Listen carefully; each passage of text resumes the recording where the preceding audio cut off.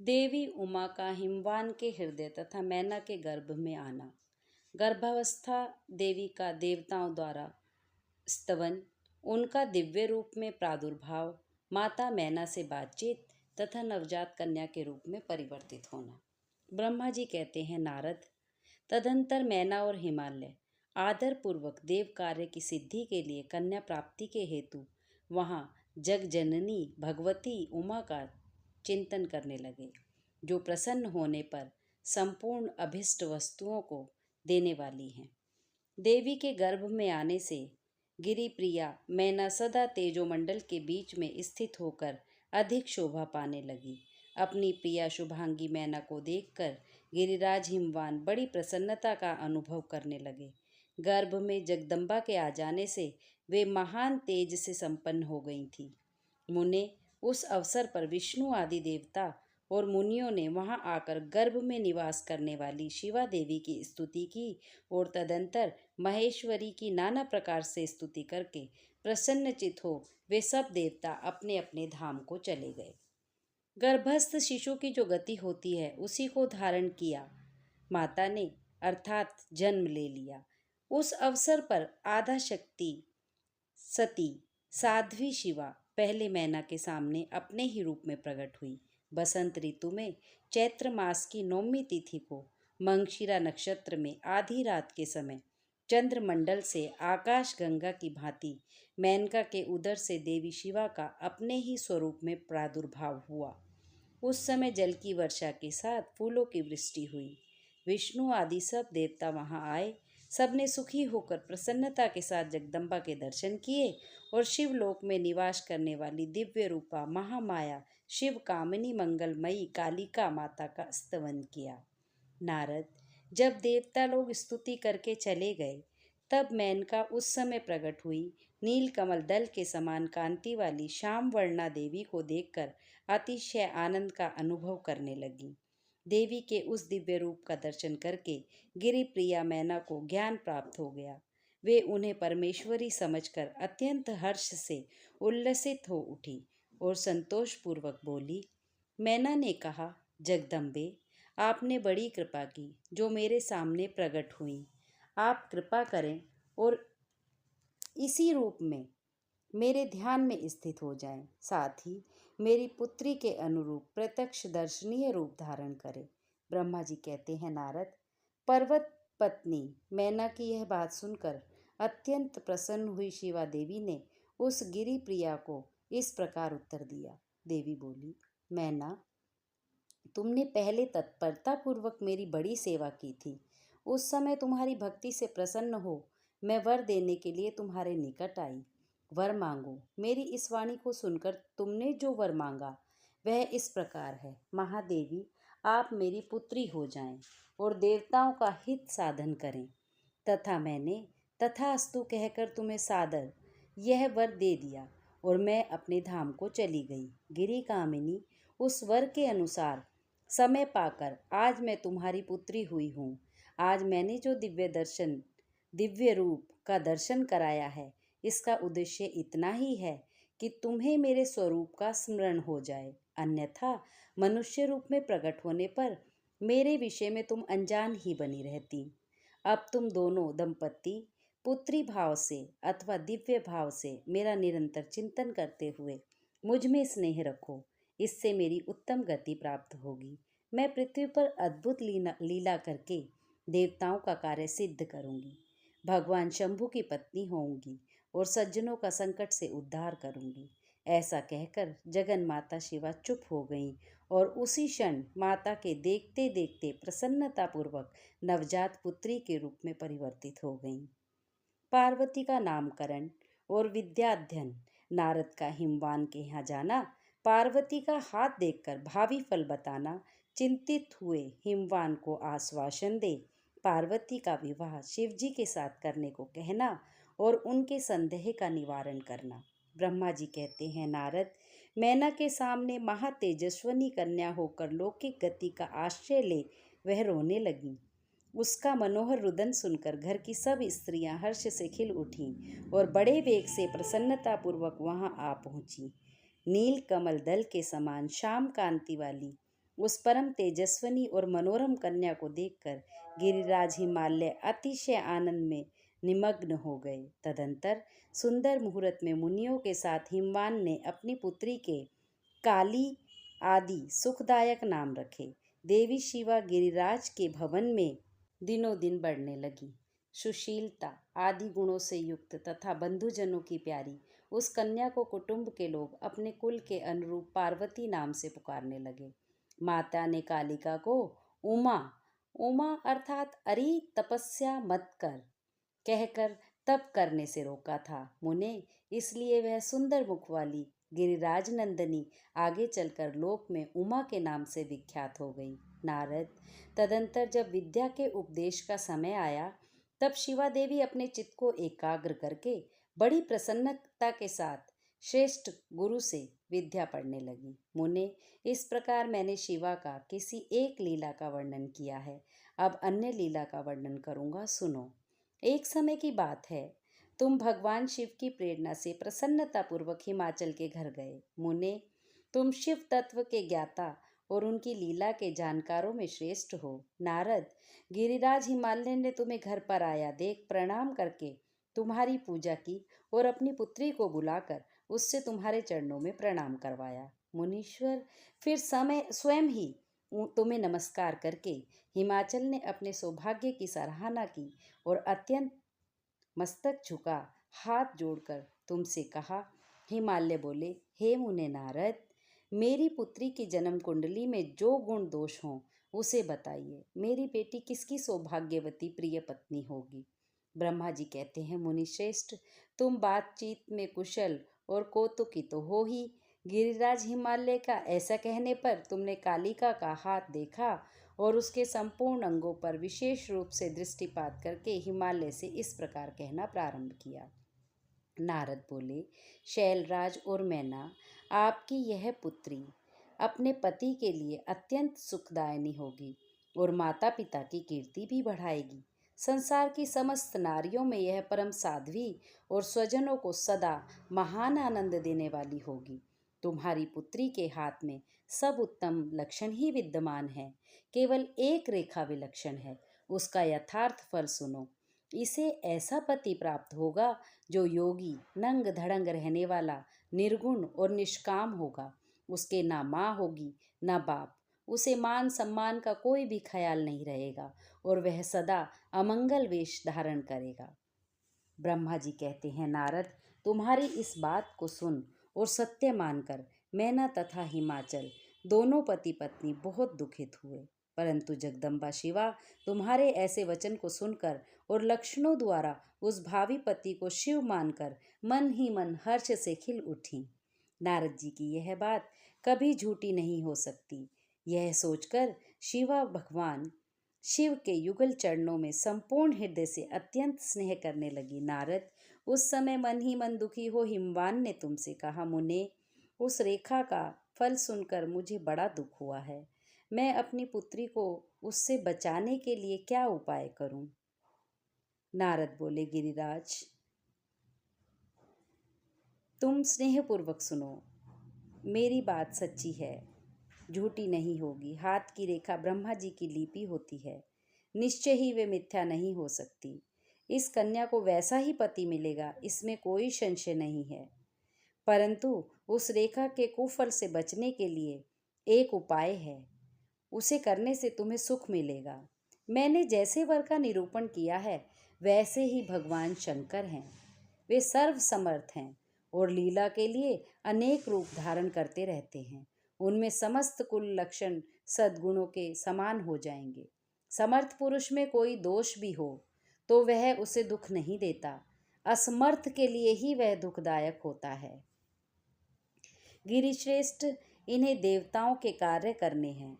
इनके जो जो काम नष्ट प्राय हो गए हैं उन सब का इनके द्वारा पुनः उज्जीवन या उद्धार होगा। आपकी कन्या को पाकर ही भगवान हर अर्धनारीश्वर होंगे। इन दोनों का पुनः हर्षपूर्वक मिलन होगा। आपकी यह पुत्री अपनी तपस्या के प्रभाव से सर्वेश्वर महेश्वर को संतुष्ट करके उनके शरीर के आधे भाग को अपने अधिकार में कर लेंगी। उनकी अर्धांगिनी बन जाएंगी। हिमालय ने कहा, ज्ञानी मुनि नारद, मैं आपको ये बात बताता हूँ। महादेव सब प्रकार की आसक्तियों का त्याग करके अपने मन को संयम में रखते हुए नित्य तपस्या करते हैं। देवताओं की भी दृष्टि में नहीं आते। देव ऋषि ध्यान मार्ग में स्थित हुए वे भगवान शंभु पर ब्रह्मा में लगाए हुए अपने मन को कैसे हटाएंगे? ध्यान छोड़कर विवाह करने को कैसे उद्यत होंगे? इस विषय में मुझे महान संदेह है। यह बात भी सुनने में आती है कि भगवान हर ने पूर्व काल में सती के समक्ष प्रतिज्ञा की थी। उन्होंने कहा था, दक्ष कुमारी प्यारी सती, मैं तुम्हारे सिवा दूसरी किसी स्त्री को अपनी पत्नी बनाने के लिए न वरण करूंगा न ग्रहण। इस प्रकार सती के साथ उन्होंने पहले ही प्रतिज्ञा कर ली है। अब सती के मर जाने पर वे दूसरी किसी स्त्री को कैसे ग्रहण करेंगे? यह सुनकर नारद ने कहा, गिरिराज, इस विषय में तुम्हें चिंता करने की तनिक भी आवश्यकता नहीं है। तुम्हारी यह पुत्री काली ही पूर्व काल में दक्ष कन्या सती हुई थी। उस समय इसी का नाम सती था। नारद, काली के उस संपूर्ण पूर्व वृतांत को तुम्हारे मुख से सुनकर हिमवान अपनी पत्नी और पुत्री के साथ तत्काल संदेह रहित हो गए। इसी तरह तुम्हारे मुख से अपनी उस पूर्व कथा को सुनकर काली ने लज्जा के मारे मस्तक झुका लिया और उनके मुख पर मंद मुस्कान की प्रभा फैल गई। नारद, इसके पश्चात तुम उसी क्षण प्रसन्नतापूर्वक स्वर्गलोक को चले गए और गिरिराज हिमवान भी मन ही मन मनोहर आनंद से युक्त हो अपने सर्व संपत्तिशाली भवन में प्रविष्ट हो गए। मैना और हिमालय की बातचीत, पार्वती और हिमवान के स्वप्न तथा भगवान शिव से मंगल ग्रह की उत्पत्ति का प्रसंग। ब्रह्मा जी कहते हैं, नारद, जब तुम स्वर्गलोक को चले गए तब से कुछ काल और व्यतीत हो जाने पर एक दिन मैना ने हिमवान के निकट जाकर उन्हें प्रणाम किया। फिर खड़ी होकर वह गिरी कामिनी मैना अपने पति से विनयपूर्वक बोली। मैना ने कहा, प्राणनाथ, उस दिन नारद मुनि ने जो बात कही थी उसको स्त्री स्वभाव के कारण मैंने अच्छी तरह नहीं समझा। मेरी तो यह प्रार्थना है कि आप कन्या का विवाह किसी सुंदर वर के साथ कर दीजिए। वह विवाह सर्वदा अपूर्व सुख देने वाला होगा। गिरिजा का वर शुभ लक्षणों से संपन्न और कुलीन होना चाहिए। मेरी बेटी मुझे प्राणों से भी अधिक प्रिय है। वह उत्तम वर पाकर जिस प्रकार भी प्रसन्न और सुखी हो सके वैसा कीजिए। ऐसा कहकर मैना अपने पति के चरणों में गिर पड़ी। उस समय उनके मुख पर आंसुओं की धारा बह रही थी। हिमवान ने उन्हें उठाया और यथावत समझाना आरंभ किया। हिमालय बोले, देवी, मैं यथार्थ और तत्व की बात बताता हूँ। भ्रम छोड़ो। मुनि की बात कभी झूठी नहीं हो सकती। यदि बेटी पर तुम्हें स्नेह है तो उसे सादर शिक्षा दो कि वह भक्ति पूर्वक सुस्थिर चित्त से भगवान शंकर के लिए तप करे। यदि भगवान शिव प्रसन्न होकर काली का पानी ग्रहण कर लेते हैं तो सब शुभ ही होगा। नारद जी का बताया हुआ अमंगल या अशुभ नष्ट हो जाएगा। शिव के समीप सारे अमंगल सदा मंगल रूप हो जाते हैं। इसलिए तुम पुत्री को शिव की प्राप्ति के लिए तपस्या करने की शिक्षा दो। ब्रह्मा जी कहते हैं, नारद, हिमवान की बात सुनकर मैना को बड़ी प्रसन्नता हुई। वे तपस्या में रुचि उत्पन्न करने के लिए पुत्री को उपदेश देने के निमित्त उनके पास गई। परंतु बेटी के सुकुमार अंग पर दृष्टिपात करके मैना के मन में बड़ी व्यथा हुई। उनके दोनों नेत्रों से तुरंत आंसू निकल आए। फिर तो गिरिप्रिया मैना ने अपनी पुत्री को उपदेश देने की शक्ति ही नहीं रह गई। अपनी माता की उस चेष्टा को पार्वती जी शीघ्र ही ताड़ गईं। तब वे सर्वज्ञ परमेश्वरी कालिका देवी माता को बारंबार आश्वासन दे तुरंत बोली।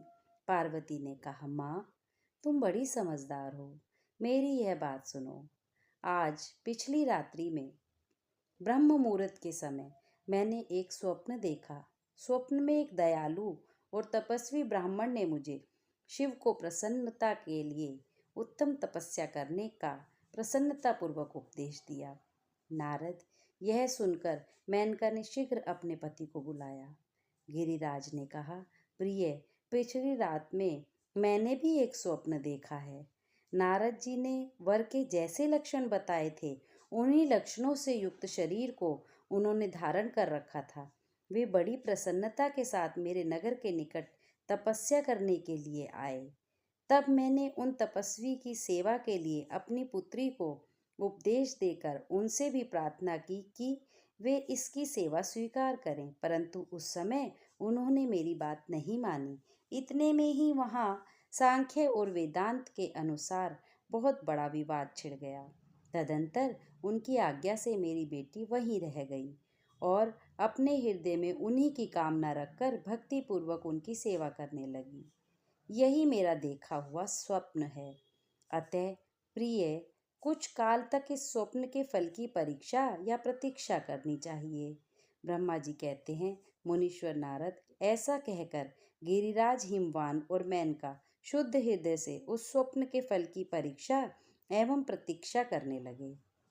दक्ष यज्ञ से अपने निवास स्थान कैलाश पर्वत पर जाकर भगवान शंभु प्रिया विरह से कातर हो गए और प्राणों से भी अधिक प्यारी सती देवी का हृदय से चिंतन करने लगे। अपने पार्षदों को बुलाकर सती के लिए शोक करते हुए उनके प्रेम वर्धक गुणों का अत्यंत प्रीतिपूर्वक वर्णन करने लगे। यह सब उन्होंने सांसारिक गति को दिखाने के लिए किया। फिर गृहस्थ आश्रम की सुंदर स्थिति तथा नीति रीति का परित्याग करके वे दिगंबर हो गए और सब लोकों में उन्मुक्त की भांति भ्रमण करने लगे। लीला कुशल कुशल होने के कारण विरही की अवस्था का प्रदर्शन करने लगे। सती के विरह से दुखित हो कहीं भी उनका दर्शन न पाकर भक्त कल्याणकारी भगवान शंकर पुनः कैलाश गिरी पर लौट आए और मन को यत्नपूर्वक एकाग्र करके उन्होंने समाधि लगा ली, जो समस्त दुखों को नाश करने वाली है। समाधि में वे अविनाशी स्वरूप का दर्शन करने लगे। इस तरह तीनों गुणों से रहित हो वे भगवान शिव चिरकाल तक सुस्थिर भाव से समाधि लगाए बैठे रहे। वे प्रभु स्वयं ही माया के अधिपति निर्विकार पर ब्रह्मा हैं। तदंतर जब असंख्य वर्ष व्यतीत हो गए तब उन्होंने समाधि छोड़ी। उसके बाद तुरंत ही जो चरित्र हुआ उसे मैं तुम्हें बताता हूँ। भगवान शिव के ललाट से उस समय श्रम जनित पसीने की एक बूंद पृथ्वी पर गिरी और तत्काल एक शिशु के रूप में परिणत हो गई। मुनि, उस बालक के 4 भुजाएं थी, शरीर की कांति लाल थी और आकार मनोहर था। दिव्य दीप्तमान शोभाशाली बालक अत्यंत दुस्सह तेज से संपन्न था। तथापि उस समय लोकाचार परायण परमेश्वर शिव के आगे वह साधारण शिशु की भांति रोने लगा। यह देख पृथ्वी भगवान शंकर से भय मान उत्तम बुद्धि से विचार करने के बाद सुंदर स्त्री का रूप धारण करके वहां प्रकट हो गई। उन्होंने उस सुंदर बालक को तुरंत उठाकर अपनी गोद में रख लिया और उसको दूध पिलाकर स्नेह से उसका मुंह चूमा और अपना ही बालक मान हंस हंस कर उसे खिलाने लगी। परमेश्वर शिव का हित साधन करने वाली पृथ्वी देवी सच्चे भाव से स्वयं उसकी माता बन गई। संसार की सृष्टि करने वाले परम कौतुकी एवं विद्वान अंतर्यामी शंभु वह चरित्र देखकर हंस पड़े और पृथ्वी को पहचान कर उनसे बोले, धरणी तुम धन्य हो। मेरे इस पुत्र का प्रेम पूर्वक पालन करो। यह श्रेष्ठ शिशु मुझ महातेजस्वी शंभु के श्रम जल अर्थात पसीने से तुम्हारे ही ऊपर उत्पन्न हुआ है वसुधे। यह प्रियकारी बालक यद्यपि मेरे श्रम जल से प्रकट हुआ है, तथापि तुम्हारे नाम से तुम्हारे ही पुत्र के रूप में इसकी ख्याति होगी। यह सदा त्रिविध तापों से रहित होगा, अत्यंत गुणवान और भूमि देने वाला होगा। यह मुझे भी सुख प्रदान करेगा। तुम इसे अपनी रुचि के अनुसार ग्रहण करो। ब्रह्मा जी कहते हैं, नारद, ऐसा कहकर भगवान शिव चुप हो गए। उनके हृदय से विरह का प्रभाव कुछ कम हो गया। उनमें विरह क्या था, वे लोकाचार का पालन कर रहे थे। वास्तव में सत्पुरुषों के प्रिय श्री रुद्रदेव निर्विकार परमात्मा ही हैं। शिव की उपयुक्त आज्ञा को शिरोधार्य करके पुत्र सहित पृथ्वी देवी शीघ्र ही अपने स्थान को चली गईं। उन्हें अत्यांतिक सुख मिला। वह बालक भौम नाम से प्रसिद्ध हो युवा होने पर तुरंत काशी चला गया और वहां उसने दीर्घकाल तक भगवान शंकर की सेवा की। विश्वनाथ जी की कृपा से ग्रह की पदवी पाकर वे भूमि कुमार शीघ्र ही श्रेष्ठ एवं दिव्य लोक में चले गए, जो शुक्र लोक से परे है। भगवान शिव का गंगा अवतरण तीर्थ में तपस्या के लिए आना, हिमवान द्वारा उनका स्वागत, पूजन तथा भगवान शिव की आज्ञा के अनुसार उनका उस स्थान पर दूसरों को न जाने देने की व्यवस्था करना। ब्रह्मा जी कहते हैं, नारद, हिमवान की पुत्री लोक पूजित शक्ति स्वरूपा पार्वती हिमालय के घर में रहकर बढ़ने लगी। जब उनकी अवस्था 8 वर्ष की हो गई, तब सती के विरह से कातर हुए शंभु को उनके जन्म का समाचार मिला। नारद उस अद्भुत बालिका पार्वती को हृदय में रखकर वे मन ही मन बड़े आनंद का अनुभव करने लगे। इसी बीच में लौकिक गति का आश्रय ले शंभु ने अपने मन को एकाग्र करने के लिए तप करने का विचार किया। नंदी आदि कुछ शांत पार्षदों को ले वे हिमालय के उत्तम शिखर पर गंगा अवतार अर्थात गंगोत्री नामक तीर्थ में चले गए, जहाँ पूर्व काल में समस्त पाप राशि का विनाश करने के लिए गंगा चली गई थी। परम पावनी गंगा पहले पहल भूतल पर अवतीर्ण हुई थी। जितेंद्रिय हर ने वहीं रहकर तपस्या आरंभ की। भगवान हर के ध्यान परायण होने पर नंदी, भृंगी आदि कुछ अन्य पार्षद गण भी ध्यान में तत्पर हो गए। उस समय कुछ ही प्रथम गण परमात्मा शंभु की सेवा करते थे। वे सब के सब मौन रहते थे और एक शब्द भी नहीं बोलते थे। कुछ द्वारपाल हो गए थे। इसी समय गिरिराज हिमवान उस औषधि बहुल शिखर पर भगवान शंकर का शुभागमन सुनके उनके प्रति आदर की भावना से वहां आए। आकर सेवकों सहित गिरिराज ने भगवान रुद्र को प्रणाम किया, उनकी पूजा की। फिर हिमालय ने कहा, प्रभु, मेरे सौभाग्य का उदय हुआ है जो आप यहाँ पधारे हैं। आपने मुझे सनात कर दिया है। क्यों ना हो, महात्माओं ने यह ठीक ही वर्णन किया है कि आप दीन वत्सल हो। आज मेरा जन्म सफल हो गया, आज मेरा जीवन सफल हुआ और आज मेरा सब कुछ सफल हो गया, क्योंकि आपने यहाँ आने का कष्ट उठाया है। महेश्वर, आप मुझे अपना दास समझकर शांत भाव से मुझे सेवा के लिए आज्ञा दीजिए। मैं बड़ी प्रसन्नता से आपकी सेवा करूँगा। ब्रह्मा जी कहते हैं, नारद, गिरिराज का यह वचन सुनकर महेश्वर ने कंचित आंखें खोली और सेवकों सहित हिमवान को देखा। सेवकों सहित गिरिराज की उपस्थिति देख ध्यान योग में स्थित हुए जगदीश्वर वृषभध्वज ने मुस्कुराते हुए से कहा। महेश्वर बोले, शैलराज, मैं तुम्हारे शिखर पर एकांत में तपस्या करने के लिए आया हूँ। तुम ऐसा प्रबंध करो जिससे कोई भी मेरे निकट ना आ सके। ब्रह्मा जी कहते हैं, उस समय गिरिराज ने शंभु से प्रेम पूर्वक कहा, जगन्नाथ, आज मैंने अपने प्रदेश में स्थित हुए आपका स्वागत पूर्वक पूजन किया है। यही मेरे लिए महान सौभाग्य की बात है। आपने यहाँ आकर मुझे अनुग्रह का भागी बना दिया। देवेश, आप स्वतंत्र हैं। यहाँ बिना किसी विघ्न बाधा के उत्तम तपस्या कीजिए। प्रभु, मैं आपका दास हूँ, सदा रहूँगा और आपकी आज्ञा के अनुसार सेवा करूँगा। ब्रह्मा जी कहते हैं, नारद, ऐसा कहकर गिरिराज हिमालय तुरंत अपने घर को लौट आए। तत्पश्चात शैलराज ने साथ जाने वाले परिजनों तथा समस्त सेवक गणों को बुलाकर उन्हें ठीक ठीक समझाया। हिमालय ने कहा, आज से गंगा अवतरण नामक स्थान में जो पृष्ठभाग में ही है, मेरी आज्ञा मानकर ना कोई जाए। यदि कोई वहां जाएगा तो उस महादुष्ट को मैं विशेष दंड दूंगा। इस प्रकार अपने समस्त गणों को शीघ्र ही नियंत्रित करके हिमवान ने विघ्न निवारण के लिए जो सुंदर प्रयत्न किया, वह मैं तुम्हें बताता हूँ। हिमवान का पार्वती को शिव की सेवा में रखने के लिए उनसे आज्ञा मांगना और शिव का कारण बताते हुए इस प्रस्ताव को अस्वीकार कर देना। ब्रह्मा जी कहते हैं, नारद, तदंतर शैलराज हिमालय उत्तम फल फूल लेकर अपनी पुत्री के साथ हर्षपूर्वक भगवान हर के समीप गए। वहां जाकर उन्होंने ध्यान परायण त्रिलोकीनाथ शिव को प्रणाम किया और अपनी अद्भुत कन्या काली को हृदय से उनकी सेवा में अर्पित कर दिया। हिमालय बोले, महादेव, मैं आपकी शरण में आया हूँ, आंखें खोलकर मेरी ओर देखिए। प्रभु, मैं अपनी इस पुत्री के साथ प्रतिदिन आपको दर्शन करने के लिए आऊँगा, इसके लिए आदेश दीजिए। महेश्वर बोले, गिरिराज, तुम अपनी इस कुमारी कन्या को घर में रखकर ही नित्य मेरे दर्शन को आ सकते हो, अन्यथा मेरा दर्शन नहीं कर सकते। महेश्वर की ऐसी बात सुनकर शिवा के पिता हिमवान मस्तक झुकाकर उन भगवान शिव से बोले, प्रभु, यह तो बताइए, किस कारण से मैं इस कन्या के साथ आपके दर्शन के लिए नहीं आ सकता?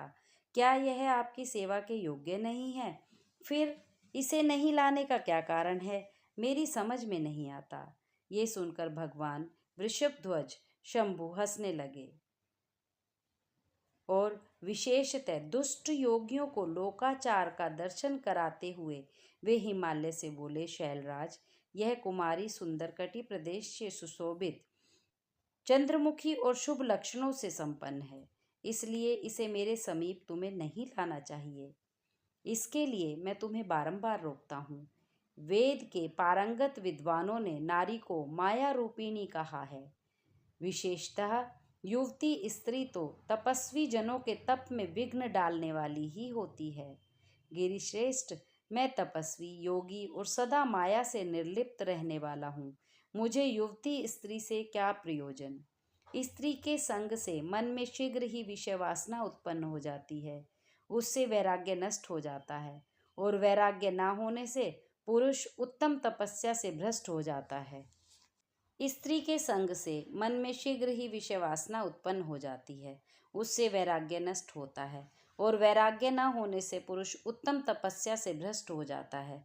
इसलिए शैल, तपस्वी को स्त्रियों का संग नहीं करना चाहिए, क्योंकि स्त्री महाविषय वासना की जड़ एवं ज्ञान वैराग्य का विनाश करने वाली होती है। ब्रह्मा जी कहते हैं, नारद, इस तरह की बहुत सी बातें कहकर महायोगी शिरोमणि भगवान महेश्वर चुप हो गए। शंभु का यह निराम्य, निष्प्रह और निष्ठुर वचन सुनकर काली के पिता हिमवान चकित, कुछ व्याकुल और चुप हो गए। तपस्वी शिव की कही हुई बात सुनकर और गिरिराज हिमवान को चकित हुआ जानकर भवानी पार्वती उस समय भगवान शिव को प्रणाम करके विशद वचन बोली।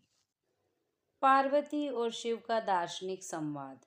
शिव का पार्वती को अपनी सेवा के लिए आज्ञा देना तथा पार्वती द्वारा भगवान की प्रतिदिन सेवा।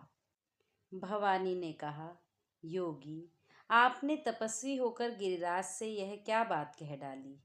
आप ज्ञान विशारद हैं, तो भी अपनी बात का उत्तर मुझसे सुनिए। शंभु, आप तप शक्ति से संपन्न होकर ही बड़ा भारी तप करते हैं, अतः शक्ति के कारण ही आप महात्मा को तपस्या करने का विचार हुआ है। सभी कर्मों को करने की जो यह शक्ति है, उसे ही प्रकृति जानना चाहिए। प्रकृति से ही सबकी सृष्टि, पालन और संहार होते हैं। आप कौन हैं और सूक्ष्म प्रकृति क्या है, इसका विचार कीजिए। प्रकृति के बिना लिंग रूपी महेश्वर कैसे हो सकते हैं? आप सदा प्राणियों के लिए जो अर्चनीय, वंदनीय और चिंतनीय हैं, वे प्रकृति के ही कारण हैं। इस बात को हृदय से विचार कर ही आपको जो कहना हो वह कहिए। ब्रह्मा जी कहते हैं, नारद, पार्वती जी के इस वचन को सुनकर लीला करने में लगे हुए प्रसन्नचित्त महेश्वर हंसते हुए बोले। महेश्वर ने कहा, मैं उत्कृष्ट तपस्या द्वारा ही प्रकृति का नाश करता हूँ और तत्ववत प्रकृति रहित शंभु के रूप में स्थित होता हूँ। अतः सत्पुरुषों को भी कभी या कहीं प्रकृति का संग्रह नहीं करना चाहिए। लोकाचार से दूर एवं निर्विकार रहना चाहिए। नारद, जब शंभु ने लौकिक व्यवहार के अनुसार यह बात कही, तब काली मन ही मन हंसकर मधुर वाणी से बोली। काली ने कहा, कल्याणकारी प्रभु, आपने जो बात कही है, क्या वह वाणी प्रकृति नहीं है? फिर आप उससे परे क्यों नहीं हो गए? क्यों प्रकृति का सहारा लेकर बोलने लगे? इन सब बातों को विचार करके तात्विक दृष्टि से जो यथार्थ बात हो उसी को कहना चाहिए।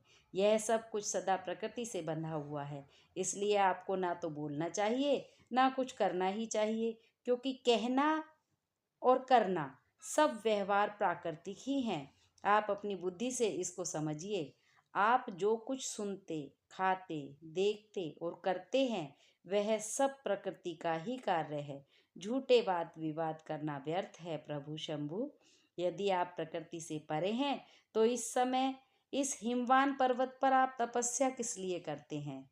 हर प्रकृति ने आपको निगल लिया है, अतः आप अपने स्वरूप को नहीं जानते। आप यदि अपने स्वरूप को जानते हैं तो किस लिए तप करते हैं? मुझे आपके साथ वाद विवाद करने की क्या आवश्यकता है? प्रत्यक्ष प्रमाण उपलब्ध होने पर विद्वान पुरुष अनुमान प्रमाण को नहीं मानते। जो कुछ प्राणियों की इंद्रियों का विषय होता है वह सब ज्ञानी पुरुषों को बुद्धि से विचार कर प्राकृत ही मानना चाहिए। योगेश्वर, बहुत कहने से क्या लाभ? मेरी उत्तम बात सुनिए। मैं प्रकृति हूँ, आप पुरुष हैं। मेरे अनुग्रह से ही आप सगुण और साकार माने गए हैं। मेरे बिना तो आप निरीह हैं, कुछ भी नहीं कर सकते हैं। आप जितेंद्रिय होने पर भी प्रकृति के अधीन हो, सदा नाना प्रकार के कर्म करते रहते हैं। फिर निर्विकार कैसे हैं और मुझसे लिप्त कैसे नहीं? शंकर, यदि आप प्रकृति से परे हैं और यदि आपका यह कथन सत्य है तो आपको मेरे समीप रहने पर भी डरना नहीं चाहिए। ब्रह्मा जी कहते हैं, पार्वती का यह सांख्य शास्त्र के अनुसार कहा हुआ वचन सुनकर भगवान शिव वेदांत मत के साथ स्थित हो उनसे यूं बोले। शिव ने कहा, सुंदर भाषण करने वाली गिरिजे, यदि तुम सांख्य मत को धारण करके ऐसी बात कहती हो तो प्रतिदिन मेरी सेवा करो, परंतु वह सेवा शास्त्र निषिद्ध नहीं होनी चाहिए। गिरिजा से ऐसा कहकर भक्तों पर अनुग्रह और उनका मनोरंजन करने वाले भगवान शिव हिमवान से बोले। शिव ने कहा, गिरिराज, मैं यही तुम्हारे अत्यंत रमणीय श्रेष्ठ शिखर की भूमि पर उत्तम तपस्या तथा अपने आनंद में परमार्थ स्वरूप का विचार करता हुआ विचरूंगा। पर्वतराज, आप मुझे यहाँ तपस्या करने की अनुमति दें। आपकी अनुज्ञा के बिना कोई तप नहीं किया जा सकता। देवाधिदेव शूलधारी भगवान शिव का यह कथन सुनकर हिमवान ने उन्हें प्रणाम करके कहा, महादेव, देवता, असुर और मनुष्यों सहित संपूर्ण जगत तो आपका ही है। मैं तुच्छ होकर आपसे क्या कहूँ? ब्रह्मा जी कहते हैं, नारद, गिरिराज हिमवान के ऐसा कहने पर लोक कल्याणकारी भगवान शंकर हंस पड़े और आदर पूर्वक उनसे बोले, अब तुम जाओ। शंकर की आज्ञा पाकर हिमवान अपने घर लौट आए। वे गिरिजा के साथ प्रतिदिन उनके दर्शन के लिए आते थे। काली अपने पिता के बिना भी दोनों सखियों के साथ नित्य शंकर जी के पास जाती और भक्ति पूर्वक उनकी सेवा में लगी रहती। नंदीश्वर आदि कोई भी गण उन्हें रोकता नहीं था। तात महेश्वर के आदेश से ही ऐसा होता था। प्रत्येक गण पवित्रता पूर्वक रहकर उनकी आज्ञा का पालन करता। वे भगवान शंकर के चरण धोकर उस चरणामृत का पान करती थी। आग से तपाकर शुद्ध किए हुए वस्त्र से अथवा गर्म जल से धोए हुए वस्त्र द्वारा उनके शरीर का मार्जन करती, उसे मलती पोंछती थी। फिर 16 उपचारों से विधिवत हर की पूजा करके बारंबार उनके चरणों में प्रणाम करने के पश्चात प्रतिदिन पिता के घर लौट जाती। मुनि श्रेष्ठ, इस प्रकार ध्यान पारायण शंकर की सेवा में लगी हुई शिवा का महान समय व्यतीत हो गया, तो भी वे अपनी इंद्रियों को संयम में रखकर पूर्ववत उनकी सेवा करती रहीं। महादेव जी ने जब फिर उन्हें अपनी सेवा में नित्य तत्पर देखा, तब वे दया से द्रवित हो उठे और इस प्रकार विचार करने लगे, यह काली जब तपश्चर्या व्रत करेगी और इसमें गर्व का बीज नहीं रह जाएगा, तभी मैं इसका पानी ग्रहण करूँगा। ऐसा विचार करके महालीला करने वाले महायोगेश्वर भगवान भूतनाथ तत्काल ध्यान में स्थित हो गए। मुने, परमात्मा शिव जब ध्यान में लग गए तब उनके हृदय में दूसरी कोई चिंता नहीं रह गई। काली प्रतिदिन महात्म शिव के रूप का निरंतर चिंतन करती हुई उत्तम भक्ति भाव से उनकी सेवा में लगी रही। ध्यान परायण भगवान हर शुद्ध भाव से वहां रहती हुई काली को नित्य देखते थे, फिर भी पूर्व चिंता को भुलाकर उन्हें देखते हुए भी नहीं देखते थे। इसी बीच में इंद्र आदि देवताओं तथा मुनियों ने ब्रह्मा जी की आज्ञा से कामदेव को वहां आदर पूर्वक भेजा। वे काम की प्रेरणा से काली का रुद्र के साथ संयोग कराना चाहते थे। उनके ऐसा करने में कारण यह था कि महापराक्रमी तारकासुर वे बहुत पीड़ित थे और शंकर जी से किसी महान बलवान पुत्र की उत्पत्ति चाहते थे। कामदेव ने वहां पहुंचकर अपने सब उपायों का प्रयोग किया, परंतु महादेव के मन में तनिक भी क्षोभ नहीं हुआ। उल्टे उन्होंने कामदेव को जलाकर भस्म कर दिया। मुने, तब सती पार्वती ने भी गर्भ रहित हो उनकी आज्ञा से बहुत बड़ी तपस्या करके शिव को पति रूप में प्राप्त किया। फिर वे पार्वती और परमेश्वर परस्पर अत्यंत प्रेम से और प्रसन्नता पूर्वक रहने लगे। उन दोनों ने परोपकार में तत्पर रहकर देवताओं का महान कार्य सिद्ध किया।